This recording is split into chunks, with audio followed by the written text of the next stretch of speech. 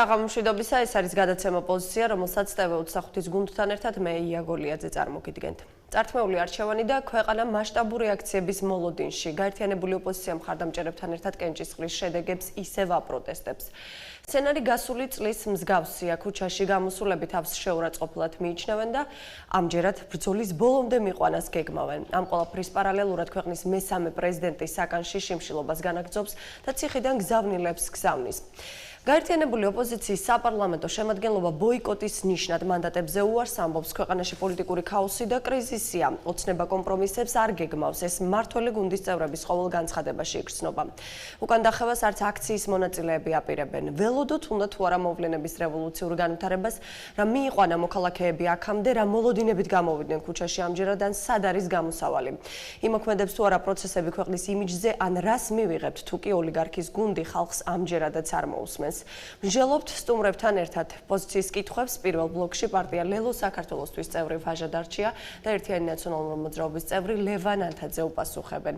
ვიდრე სტუმრებთან კითხვებით გადავალ, ვნახოთ მაცნეს გადამღები ჯგუფის მიერ მომზადებული რეპორტაჟი.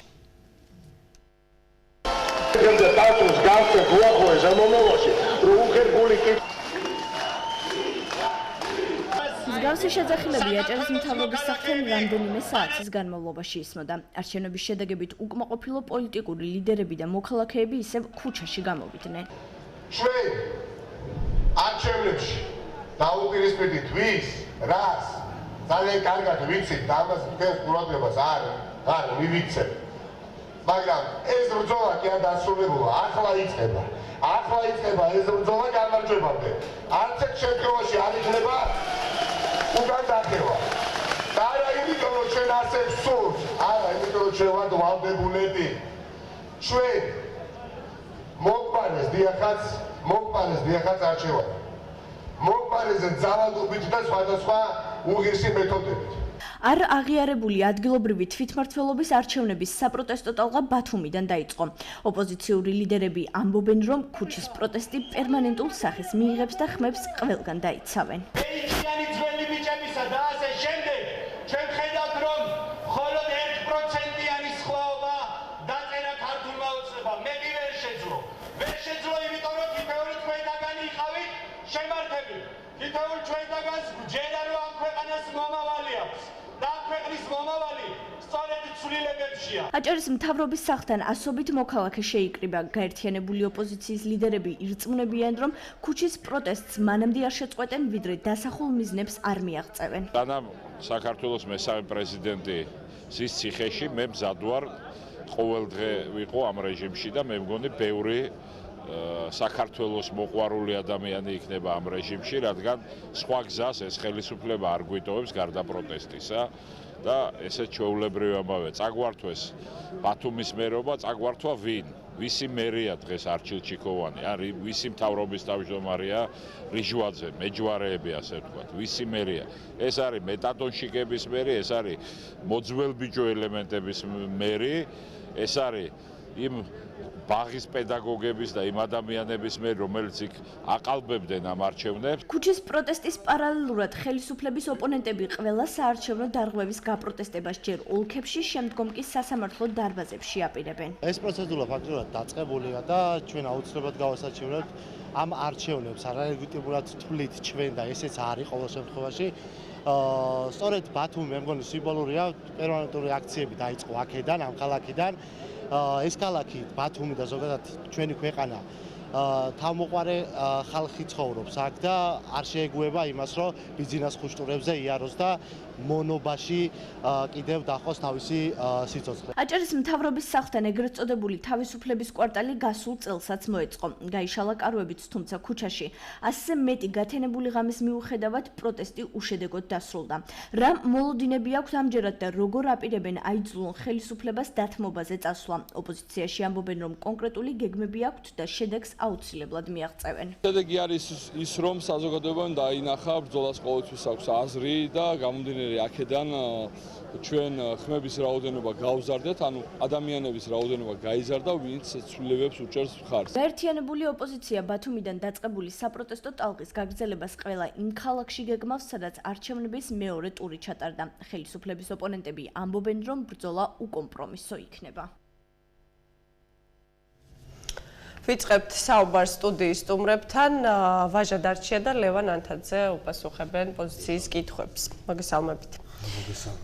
მოკლედ, ბატონო ლევან, თქვენთან მინდა დავიწყოს საუბარი პოლიტიკური პროცესების შეფასებით. როგორ ფიქრობთ დღეს რა ხდება ქვეყანაში? რას ახალს დაარქმევთ ამ ყველაფერს? დღეს ქვეყანაში რაც ხდება, ეს არის ხელისუფლების უზურპაცია უკვე ყველა ხელისუფლების ყველა დონეზე, ბიძინა ივანიშვილის მხრიდან და ფაქტია, რომ ეს როგორმე უნდა დავამთავროთ. ფაქტიურად ველი არ დატოვა ამ ადამიანმა, სადაც შეიძლება ან პოლიტიკური ველი, სულისმოფ, ან მოლაპარაკების ველი და ასე შემდეგ, არაფერი არ დატოვა. უზურპაცია გაუკეთა ბოლომდე ხელისუფლებას, მათ შორის თვითმმართველობის არჩევნებში ვნახეთ ყველა, ხო? ბათუმში რა ხდებოდა, ვინ ატარებდა არჩევნებს, რა ხალხი ატარებდა არჩევნებს, ეს იყო მეტადონშიკები, ვითომ ძველი ბიჭები, რომლებიც სუსტან და პოლიციასთან იყვნენ შეკრულები და ერთად მოქმედებდნენ. ანუ ამათი ხელისუფლება გვინდა ჩვენ, ნამდვილად არ გვინდა. გამომდინარე აქედან, ერთადერთი გზა რაც დარჩა, ეს არის პროტესტის გზა, ის გზა, რომელიც გადის, რა თქმა უნდა, ძნელია და არავის სურვილი არ აქვს, რომ ქუჩაში იდგეს, მაგრამ სხვა გზას ფიზიკურად მე ვერ ვხედავ. აქვე დავამატებ, რომ საქართველოს მესამე პრეზიდენტი, ადამიანი, რომელმაც ეს ქვეყანა, ეს გეოგრაფიული არეალი სახელმწიფო ჩამოაყალიბა ფაქტიურად და სახელმწიფო ინსტიტუტები შექმნა და ქვეყანას მიცა ძლავრი ბიძგი განვითარების, დღეს ციხეში ზის და შიმშილობს. და ელემენტარულად ადამიანს არ აძლევს სამედიცინო მომსახურების არჩევისათვის, როცა ამის პრეცედენტები არსებობს 500-მდე შემთხვევაა, როცა ციხიდან გადაყვანილი ადამიანები კერძო კლინიკაში და ფაქტიურად ის ჭყალებში საჯას, რომელიც ბიძინა ივანიშვილმა მიუსაჯა, იმას კი არ იხდის, არამედ ის არის წამების სხერფლი ახლა დღეს რაც ხდება ციხეში მასთან მიმართებით. ბატონო ლევან, თქვენ ახსენეთ, რომ ხელისუფლებამ გზა არ დაგიტოვათ და ამის გამო გავიდა ოპოზიცია ქუჩაში. არ ფიქრობთ, რომ ქუჩის აქციები ქვეყნის საერთაშორისო იმიჯს დააზიანებს? მე ვფიქრობ ერთ რამეს რა. დღეს თქვენ რო კითხოთ ქართული ოცნების აქტივისტს, რომ როგორ უყურებს ხვალინდელ დღეს. რას ფიქრობს იმაზე, როგორ იქნება ხვალ? თქვენ როგორ ფიქრობთ? უმეტესობა გეტყვით, რომ ხვალინდელი დღის იმედი არ აქვს. მე აღარ ვლაპარაკობ იმ ადამიანებზე, ვინც ჩემი აზრით სწორად ხედავს და სწორად უყურებს დღეს შექმნილ სიტუაციას. ჩვენ ფაქტიურად მომავალს გვართმევენ, ჩვენ შვილებს ართმევენ მომავალს, ეს ფაქტია. ამიტომ არ ამგონია ვინმე ღიზიანდებოდეს იმით, რომ მოსახლეობამ დიქტატურას უთხრას არა. ეს საქართველოა და არ არის ბიძინა ივანიშვილის პირადი ბოსტანი, რომ სადაც უნდა რაც უნდა გააკეთოს. ეგ არ გამოვა ბათუმში და ბათუმში ჩვენ გვყავს ფაქტიურად არჩეული მერი, ეს არის გიორგი კირთაძე და არა მეტადონშიკების საჯარო მოხელეების, იგიც რა თქმა უნდა ნაწილის, რომელსაც შის დაექვემდებარა და არა მათი მერი, არა რიჟვაძის მეჯვარე მერი, არამედ გიორგი კირთაძეა დღეს ბათუმის მერი. ვაჟა, თქვენთან მინდა განვაგრძელოს საუბარი, თქვენი აზრით რა მიიყვანა ქვეყანა აქამდე? გასაგებია, რომ არჩევნების შედეგებს აპროტესტებთ, თუმცა იმოქმედა თუ არა ხალხის მოთმინებაზე ქვეყანაში შექმნილმა სოციალურ-ეკონომიკურმა მდგომარეობამ, იმან რომ თუნდაც პანდემიის დროს არარსებულმა სწორმა პოლიტიკამ პანდემიის მართვისა გააღატაკა ხალხი და ეს ყველაფერი დაემატა იმას, რომ არჩევნების ნახეთ ის შედეგები, რაც დაიდო 2 დღის წინ არჩევნებს გულისხმობ. მოგესალმებით კიდევ ერთხელ მივესალმებ მაყურებელს და ძალიან მნიშვნელოვანი ტენდენცია აჩვენა ბოლო წლებმა და ბოლო არჩევნებმა ქართული ოცნების კამპანიისა, ასე რომ ვთქვათ, საარჩევნო კამპანიისა. ჩვენი ხელისუფლება დღეს რეალურად ცდილობს იმას, რომ რაც შეიძლება ბევრი ადამიანი გახათოს მასზე დამოკიდებული. იქნება ეს ჯანდაცვის მიმართულებით, იქნება ეს საჯარო სექტორი თუ იქნება ეს სოციალური დახმარება, რომელიც აჭარაში 70,000-ით გაიზარდა ამავე არჩევნების წინ, ხო? ეს არის ერთგვარი შანტაჟის მექანიზმი, როცა ქართული ოცნება აღარიბებს ადამიანებს და 200 ლარის სანაცვლოდ მათ თხოვს სამომავლოდ ხმებს. ეს არის ყველაფერი და ამის პასუხისმგებელი ერთადერთი, რა თქმა უნდა, ამ ყველაფრის არის ხელისუფლება. ჩვენ ვხედავთ, რომ ადამიანების შანტაჟის მეტი როგორც სოციალური მიმართულებით, ასევე სხვადასხვა მიმართულებით ქართული ოცნება არაფერს არ აკეთებს. ადამიანებით ვაჭრობა, ნარკოპოლიტიკით ვაჭრობა, ვიცით რომ უბნებში ჩვენს მეგობრებთან, ჩვენს მეზობლებთან არიან ადამიანები, ვინც ციხეში დაიჭირა ქართულმა ოცნებამ და მის ნათესავებს და ახლობლებს თხოვდა ასობით ხმების მობილიზებას გამოშვების სანაცვლოდ. ეს არის ყველაფერი ის, რასაც ნიშნავს ის, რომ ჩვენი ხელისუფლება ხალხს ხდის მასზე დამოკიდებულს, რომ ხმების სანაცვლოდ ეს ყველაფერი შემდეგ გადათარგმნოს ხმებში. რაც შეეხება პროტესტს და არჩევნებს, რა მიგვიყვანა აქამდე, მიგვიყვანა ზუსტად იმან, რომ არჩევნები ქართულმა ოცნებამ განსაკუთრებით ბათუმში ვხედავთ, რომ მოიპარა. არჩევნების მოპარვა ნიშნავს იმას, რომ არც ერთ ოლქში, მათ შორის, ისევე როგორც ბათუმში, ისეთი სხვაობა არის დაფიქსირებული. ჩვენ არ ვცხოვრობთ სამწუხაროდ იმ ტიპის დემოკრატიაში, რომ არ ვიფიქროთ 1%-იან სხვაობაზე, როგორც ნამდვილ სხვაობაზე. ეს არის, რა თქმა უნდა, დაწერილი ციფრი და ამის დაწერაზე და მოწმობს იგივე გორბის კვლევა, რომელიც ყველა სტატისტიკით შეგვიძლია ვნახოთ წინა წლებში, როცა გორბი exit polls აქვეყნებდა, მათი რეალური შედეგი არასდროს არ იყო ხოლმე CSGO შედეგზე დაბალი. ეს შეგიძლია ცალკე სტატისტიკით ყველა მუნიციპალიტეტის მაგალითზე გაშალოთ ხოლმე. წელს კი ვხედავთ ეს შედეგები უკვე შეიძლება ითქვას, რომ იმედის exit polls-ზე მაღალი შედეგები დააფიქსირა ცენტრალურმა საარჩევნო კომისიამ. ეს ნიშნავს იმას, რომ რეალურად დაგვიწერეს არჩევნები და ჩვენ ვხედავთ ყოველდღე აფრიალებენ ჩვენი Facebook ფრენდები ბიულეტენებს, სადაც არა უწერია არჩილჩიქოვანს და ეს ბიულეტენები არის გაბათილებული. თქვენ ახსენეთ, რომ ქართული ოცნება 200 ლარად ყიდულობდა ხმებს და პრინციპში ბიულეტენებზეც ვნახეთ მსგავსი წარწერები. ხომ არ ნიშნავს ეს იმას, რომ ქართული ოცნება ფულის გაცემით და ამომრჩევლის ყიდვით თავად აწერს ხელს და თავად აღიარებს, რომ ქვეყანაში საგანგაშოდ მძიმე მდგომარეობაა, იმიტომ რომ ადამიანი, რომელიც ხმას ყიდის, პრინციპში ფაქტია, რომ გაუსაძლის მდგომარეობაშია. ამის გაცნობიერება სჭირდება პასუხისმგებლობის აღება და შენ როცა ამას საპირისპიროდ აკეთებ, ანუ როცა ნიადაგს ქმნის შენ იმისა, რომ ხმების მოსყიდვა შეძლო 50, 20, 30 ლარად, ეს არის მთავარი პრობლემა. ამას ხელისუფლება უკვე აკეთებს და ეს მან წინასაარჩევნო კამპანიის ნაწილად აქცია და მე ძალიან მტკივა და მწყინს. ნახეთ CSGO-ს ბიულეტენებში ვხედავთ ჩაცულებულ ლარებს და სახელგვარებს ვიზე უნდა გაიცეს ეს ფულები და ეს არის პოლიტიკა. ხედავთ ადამიანებს, მასწავლებლებს მაგიდების ქვეშ შემძვრალს, ხო? ეს არის ტაქტიკა, რომელიც აირჩია ჩვენმა ხელისუფლებამ და ეს პროტესტი, რომლის ტალღაც დღეს მათ შორის დაიწყო ბათუმში, ზუსტად ამას ეძღვნება. ჩვენ ვეუბნებით ხელისუფლებას, რომ არ შევარჩენთ მოპარულ არჩევნებს და ბათუმში გავიაროთ ერთად, შევხვდეთ ნებისმიერ ადამიანს და ვნახავთ, რომ 20-დან 18-მა კაცმა მისცა ხმა გიორგი კირთაძეს და რამდენი საჯარო მოხელეა ამ ბათუმში გვითხრან, თუ არის 40,000 საჯარო მოხელე, მაშინ აქ უკვე ცალკე ინსტიტუციურ პრობლემებზე ვილაპარაკოთ და ამ საჯარო მოხელეებს ყველას არ მიუცია ხმა არჩილჩიქოვანის სასარგებლოდ, რომელიც მათ შორის კანდიდატურის გამო არ მისცემდნენ ხმას, ხომ? ვიცით არჩილჩიქოვანის წარსული და ასე შემდეგ და ჩვენ დღეს ქართულმა ოცნებამ მოგპარა ბათუმელებს არჩევანი და არ მისცავა ოპოზიციას იმის საშუალება, რომ კოალიციური მმართველობით მოსულიყო მერია, ასე თქვენ ამბობთ, რომ არჩევნების ამ შედეგებს არ შეარჩეთ ქართულ ოცნებას და ხელისუფლებას. ჩვენ მსგავსი სცენარი ვიხილეთ შარშანაც, როდესაც საკმაოდ დიდი რაოდენობა საზოგადოების ითხოვდა არჩევნების შედეგების გაბათილებას.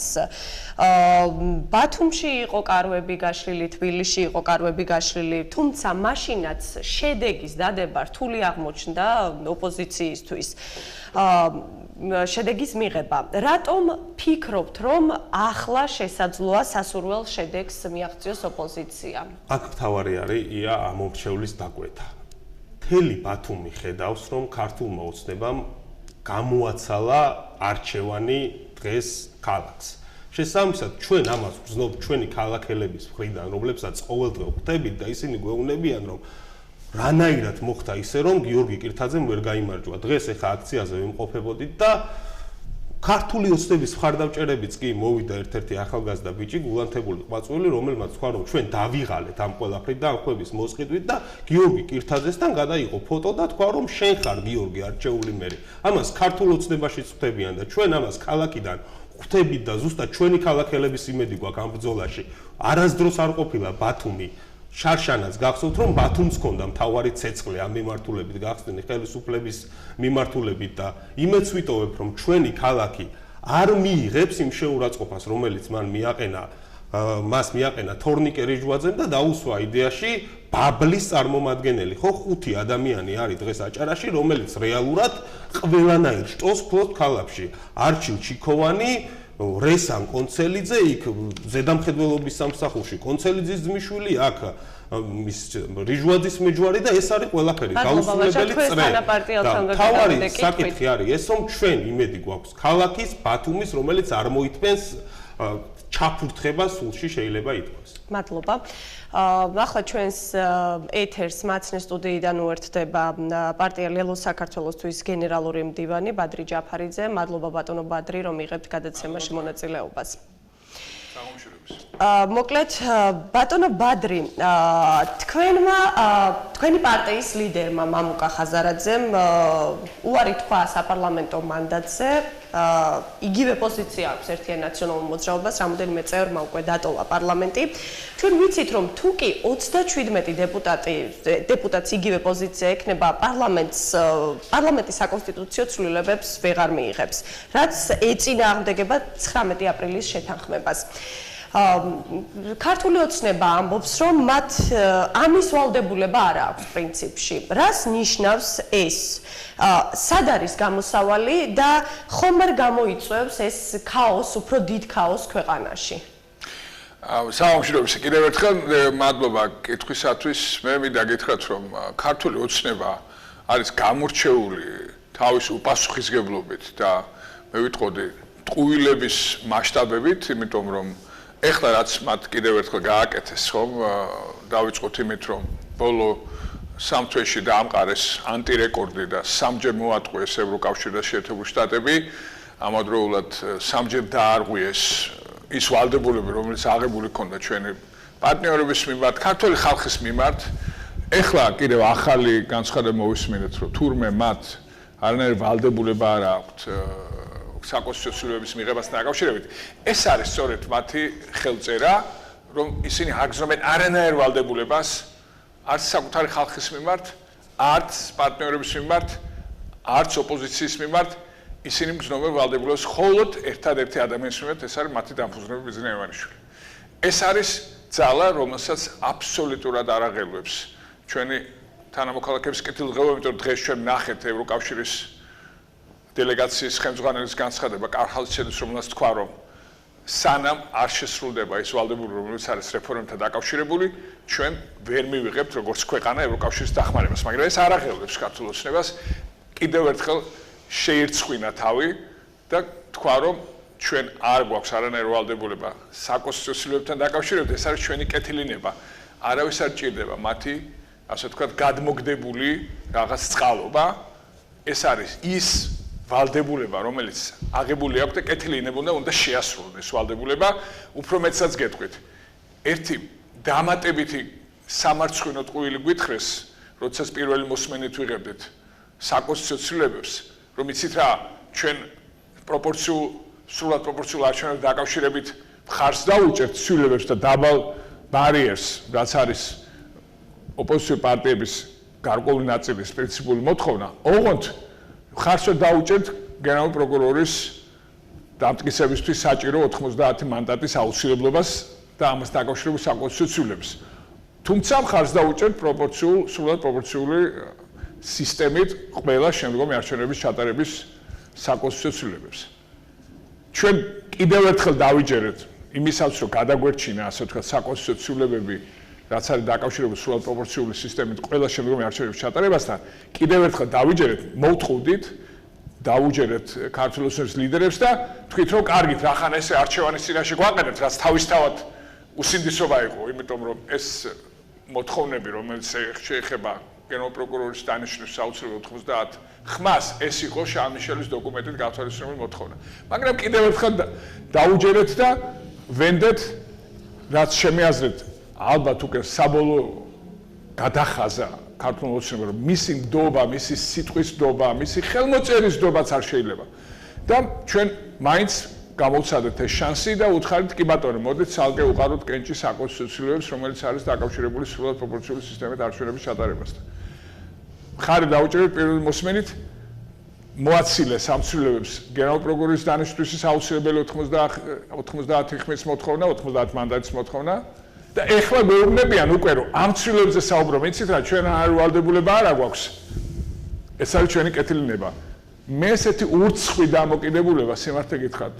ჩემი ცხოვრების მანძილზეც კი შეიძლება ვერ გავიხსენო რომელიმე ან ადამიანი პოლიტიკურ ძალაზე აღარ ვლაპარაკობ, ესე урცხვად იქცეოდეს და ესე урცხვად ტყუოდეს. ამიტომ ეხლა ჩვენი ამოცანა რა არის? ჩვენ ყველგან უნდა შევუქმნათ მათ დისკომფორტი პარლამენტშიც, პარლამენტის გარეთ ეს უნდა იყოს. როგორ აპირებს დისკომფორტის შექმნას თუ კი გაერთიანებული ოპოზიცია საპარლამენტო მანდატებზე უარს იტყვის?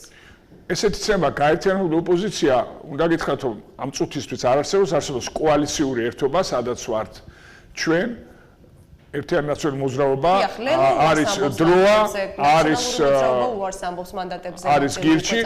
ჩვენ ლელო ვრჩებით პარლამენტში, პარტიის თავმჯდომარე მიიღო გადაწყვეტილება და პარლამენტის გარეთ გააგრძელებს კონცენტრირებას და ძალისხმევას, რომ ეს კოალიციური ერთობა, რომელიც შედგა, რომელსაც აქვს დიდი მხარდაჭერა ჩვენი თანამოქალაქეების მხრიდან, ეს კოალიციური ერთობა კიდევ უფრო გაძლიერდეს, გაფართოვდეს, ეს იქნება პარტიის თავმჯდომარის ამოცანა, ჩემი როგორც ფრაქციის თავმჯდომარის ამოცანა იქნება, რომ გავაფართოვოთ ფრაქცია პარლამენტის შიგნით, შევუქმნათ დამატებითი დისკომფორტი პარლამენტის კედლებში და არ მივცეთ მათ, რომ ყველა ნებისმიერ მათი ინიციატივა ყოველდღიურ დაბრკოლების გარეშე მიიღო.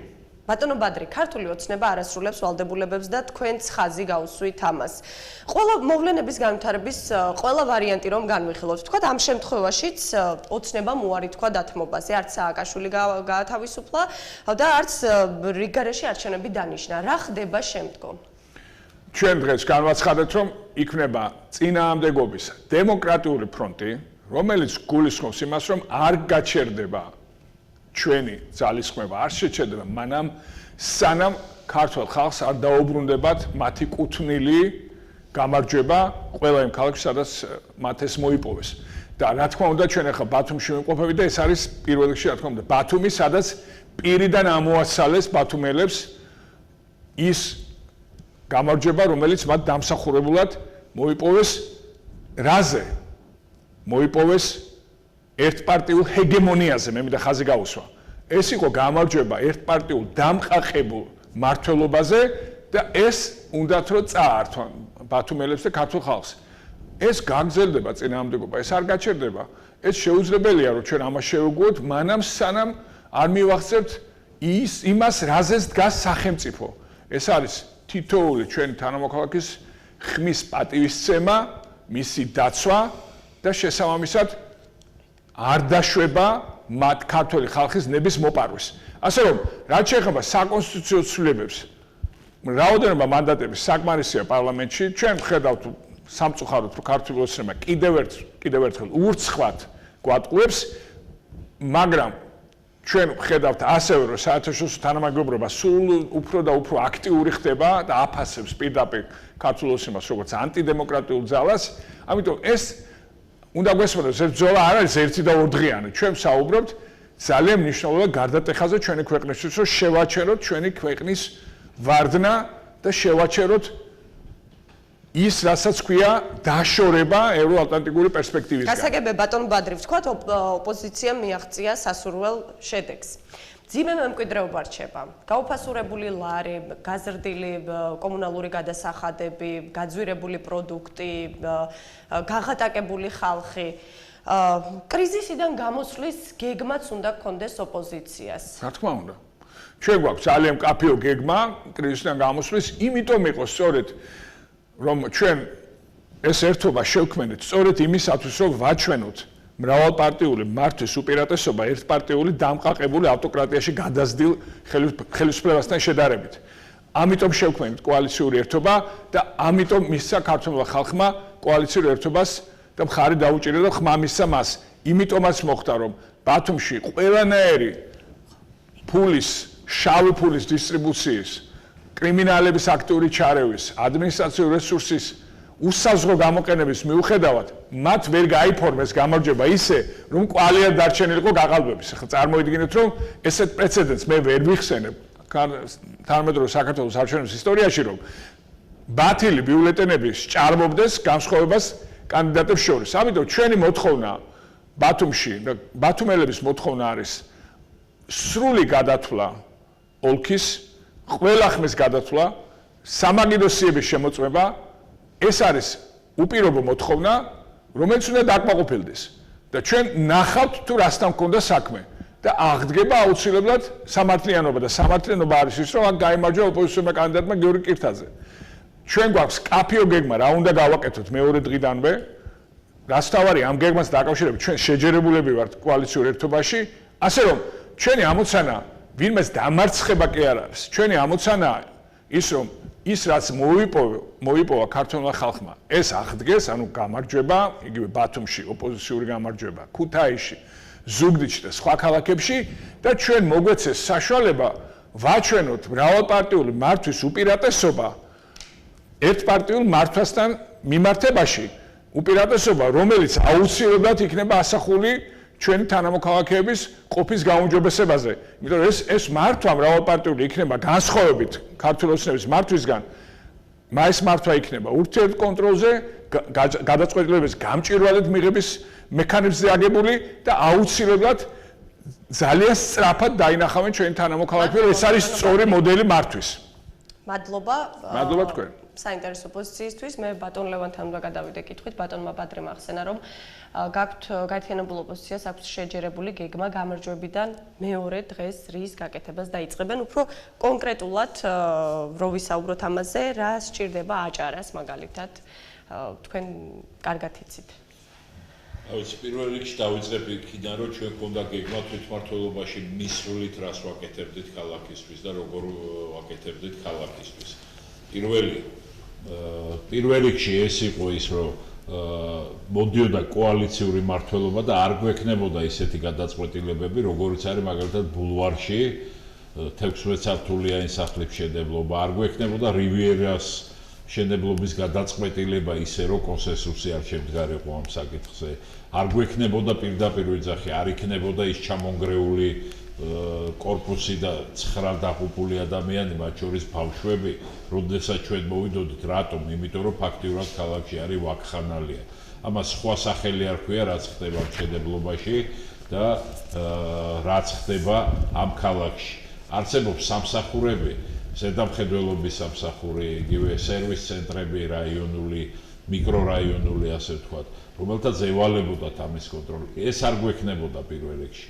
ესეთ საკითხებზე გიორგი კირთაძის ხედვა იყო, რომ აუცილებლად უნდა გადაწყვეტილიყო კონსენსუსით, ეს იქნებოდა, ვთქვათ, არ ვიცი, Facebook გამოკითხვა, იქნებოდა პლებისციტი, ყველა საშუალებით ჩვენ მოსახლეობასთან უნდა მიგვეღწია კონსენსუსი. პირველ რიგში ეს იყო და აღარ ჩავყვები, ვინ არიან დასაქმებული მერიაში და რამდენი ადამიანია დასაქმებული. აქეთ ერთი მეჯვარე მერობის კანდიდატი, მეორე მეჯვარე საარჩევნო კომისიის ხელმძღვანელი, რომელიც არბიტრი უნდა იყოს და ამ დროს არის ჩვეულებრივი ერთი მხარის მეჯვარე, ანუ მთავრობის თავმჯდომარე რიჟვაძის მეჯვარე და ანეკდოტები დადეს უკვე ამ ადამიანზე, რამდენი მეჯვარე შეიძლება ყავდეს. აქეთ უმაღლესი საბჭოს თავმჯდომარე ყავს, ქვისლი ასევე რიჟვაძის, რაც მეტყველებს იმაზე, რომ ნეპოტიზმი, კორუფცია, ანუ თქვენ ამბობთ, რომ თქვენი ხელისუფლების პირობებში არ იქნება ნეპოტიზმის ფაქტები. რა თქმა უნდა, არ იქნებოდა, მინიმუმ ამის გარანტიას იძლეოდა ის, რომ ეს ბათუმში თვითმმართველობა იქნებოდა კოალიციური.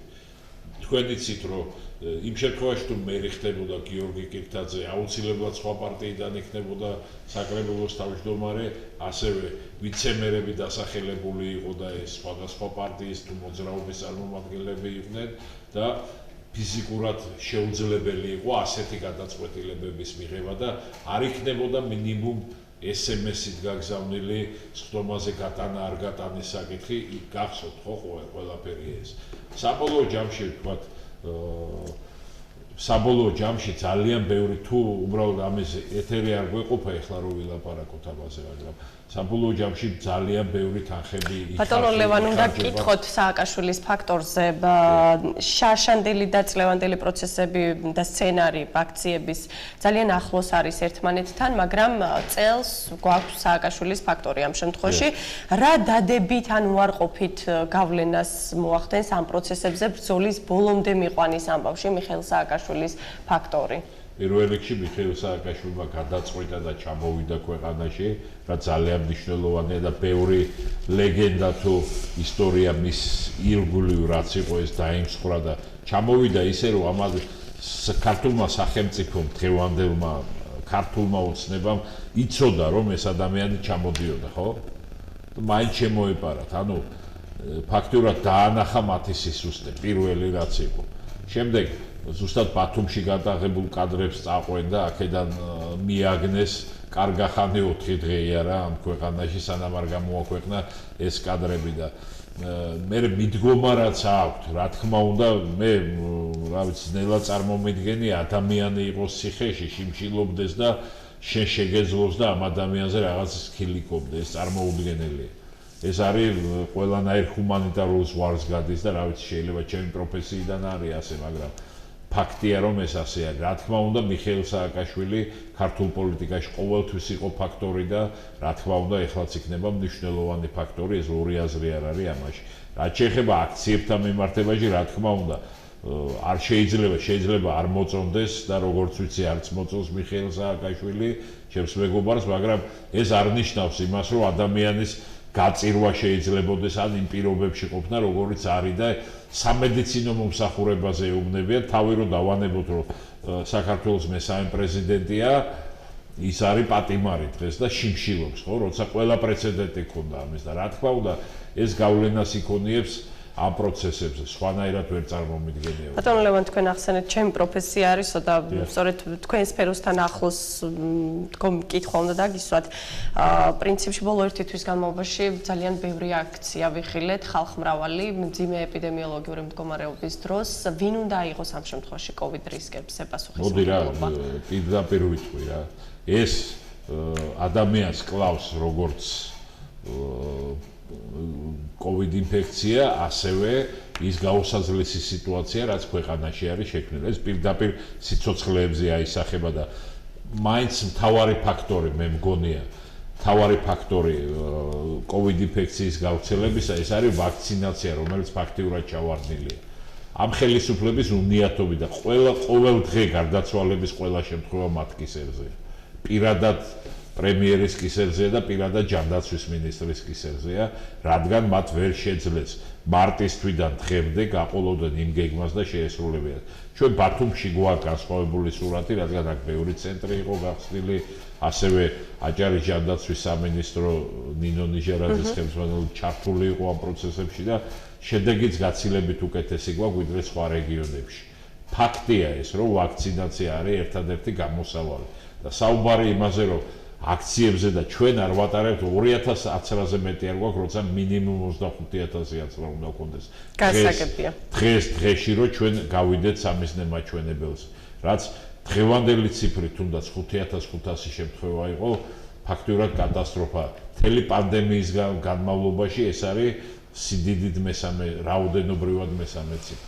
გასაგებია, ბატონო ლევან, მადლობა და ბატონო ვაჟა, თქვენთან მექნება ბოლო კითხვა. ჩვენ ნახეთ, რომ ბევრი ადამიანი გამოვიდა დღეს ქუჩაში არჩევნების შედეგების გასაპროტესტებლად. თქვენ როგორ ფიქრობთ?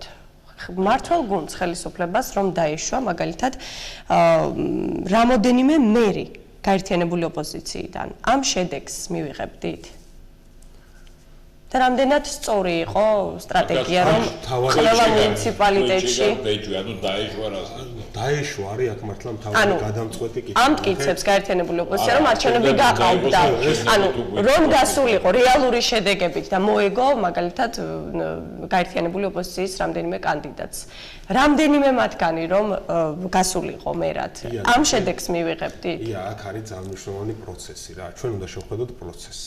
პროცესის მთავარი ინდიკატორი ამ შემთხვევაში იყო პირველი ტური. პირველი ტურის შემდეგ ჩვენ გარკვეულწილად ვიცოდით, რომელ მუნიციპალიტეტში რა სახის შედეგი შეიძლებოდა დამდგარიყო. შესაბამისად, ყველაფერი იმის ფონზე, რაც მოხდა მაგალითად ზუგდიდში, როცა ბატონი ანზორმელია 5%-იანი ასე ვთქვათ, სხვაობით პირველ ტურს იგებს და მეორე ტურს ამავე პროცენტით თითქმის აგებს, ამას ვერ ვიჯერებთ ჩვენ.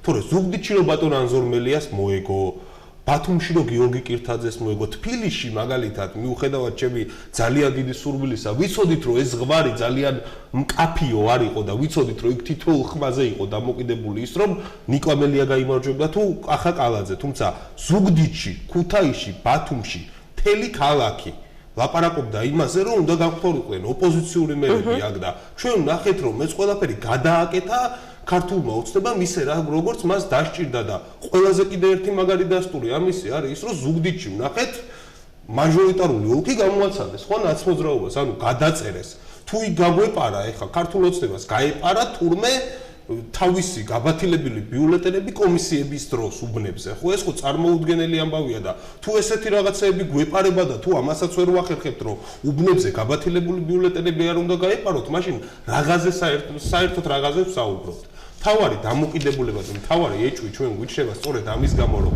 პირველი ტური დიდი უპირატესობებით მოიგო კოალიციურმა კანდიდატებმა და მეორე ტურში ეს სცენარი საპირისპიროდ განვითარდა მაშინ როცა ბათუმის მაგალითზე 1500 ხმიანი გიორგი ფუტკარაძე საჯარო მხარდაჭერას უფიქსირებდა გიორგი კირთაძეს უკვე მეორე ტურის კამპანიის დაწყებისთანავე სხვადასხვა პატარა ხმების ფლობელი მერის კანდიდატები საჯარო მხარდაჭერას უცხადებდნენ გიორგი კირთაძეს და თურმე მაინც არჩილჩიკოვანმა მოიგო და ამისი არ უჯერა ჩვენ და ეს გვაფიქრებინებს იმას რომ წაგვართ ეს ბათუმში რეალურად არჩევნები თორემ სხვა შედეგი რო დამდგარიყო ბათუმში რომ მოეგოთ ქუთაისში რომ მოეგოთ და სხვაგან რო წაეგოთ ჩვენ რა თქმა უნდა ესეჭვი არ გვექნებოდა ეს არის აქ ამოსავალი რომ ეს მცირე სხვაობა სწორედ განაპირობა თუმცა გარემოს გამოსასწორებელი ეს არ არის არჩევნები ეს ცალკე ამბავია რაც ხდება ხო შეიძლება ჩვენ მოგვეგოთ თქვათ 5%-ით მეტი მხარდაჭერა ქონოდა მაგრამ ეს ნამდვილად არ იყო ის არჩევნები როგორიც მეწარმოვიდგე აი თუნდაც თქვენ კორესპონდენტს რაები აქ ადრეს კი ნახეთ ხო ხო არ შეიძლება ამ ადამიანების იმედზე ვიყოთ და კრიმინალების იმედზე იყოს ხელისუფლება რომელიც არ არის ფაქტიურად გასაგებია ბატონებო უნდა დავამშვიდობოთ ის რომ ქართულმა ოცნებამ დაინახა აი დღეს ყველაზე მაგარი რიტორიკა აქვს ის რომ დავასრულეთ ნაციონალური მოძრაობა ნაციონალური მოძრაობა არა კოალიციური მუნიციპალიტეტებზე ქონდა აქ საუბარი და დავასრულეთ 1500 ხმით 1500 ხმით ვასრულებთ ოპონენტებს ეს არის ამათი გზა და თუ ეს არის ამათი გზა ამაზე პასუხი დღეს ნახეთ ბათუმში ეს პასუხი დაიწყება ეტაპობრივად ქვეყნის მასშტაბით და რა შედეგამდეც მივანახავს ამას ქართული ოცნება. მადლობა უნდა დაგემშვიდობოთ. მაყურებელს შევახსენებ რომ ჩემს კითხვებს პარტია ლელო საქართველოსთვის გენერალური მდივანი ბადრი ჯაფარიძე, ლევან ანთაძე ერთიანი ნაციონალური მოძრაობიდან და ვაჟა დარჩია პარტია ლელო საქართველოსთვის პასუხობდნენ. ახლა რეკლამაზე გავდივართ, რეკლამის შემდეგ იგივე თემით და სხვა სტუმრებით დავბრუნდებით.